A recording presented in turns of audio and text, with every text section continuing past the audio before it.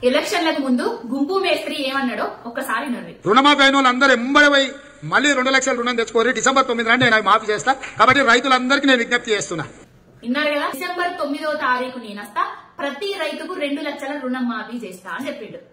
మరి అప్పుడు ఎందుకు చెప్పలేదు రేషన్ కార్డు ఉన్న రైతులకు మాత్రమే రుణం మాఫీ చేస్తా అని? ఒడ్డు ఎక్కేదాకా గోడమల్లన్న, ఒడ్డు దాటిన తర్వాత గోడమల్లన్న కథలు ఈ గుంపు మేస్త్రి కథలు. నేను ఈ వేదిక మీద నుంచి తెలంగాణ రాష్ట్ర రైతాంగానికి మెదకు చర్చి సాక్షిగా, ఏడుపాయల దుర్గమ్మ సాక్షిగా నేను మాట ఇస్తున్నా. 15 ఆగస్టు లోపల ప్రతి రైతుకు 2 లక్షల రూపాయల లోపల రుణమాఫీ చేసే బాధ్యత మాది. మరి అప్పుడు ఎందుకు చెప్పలేదు తెల్ల రేషన్ కార్డు ఉన్నోళ్ళకే చేస్తా అనేసి? దేవుళ్ళ పేరు చెప్పి కూడా అబద్దాలే ఆడినవా గుంపు మేస్త్రి?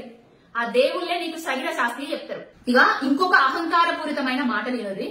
అక్కడి సూర్యుడు ఇక్కడ మొలిసిన, భూమి ఆకాశాలు తలకిందులైనా, కేసీఆర్ ఫామ్ హౌస్ లో ఊరేసుకొని సచ్చినా 15 ఆగస్టు లోపల రైతులకు 2 లక్షల రుణమాఫీ చేస్తా. మరి ప్రతి రైతుకు అన్నాడు కదా, ఇప్పుడు మళ్ళా తెల్ల రేషన్ కార్డు ఉన్న రైతులకే అంటాడు కదా.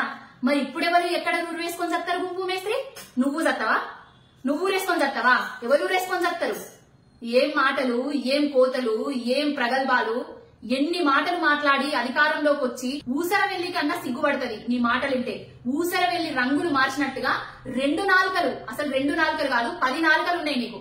10 నాలుక మాటలు మాట్లాడుకుంటా ప్రజలను తప్పుదోవ పట్టిస్తున్నావు. అన్నం పెట్టే రైతన్నను మోసం చేస్తున్నావు. ఇప్పుడు వాళ్ళ గోస, వాళ్ళ ఉసురు తప్పక కలుగుతుంది. 2 లక్షల రుణం మాఫీ తక్షణమే ఎలక్షన్ల ముందట అందరికీ అన్నావు. ఇప్పుడు మళ్ళా తెల్ల రేషన్ కార్డు ఉన్నోళ్ళకే అంటాను. అందరికీ 2 లక్షల రుణం మాఫీ చేసేదాకా నిన్ను విడిచిపెట్టం గుంపు మేస్త్రి, ఖబర్దార్.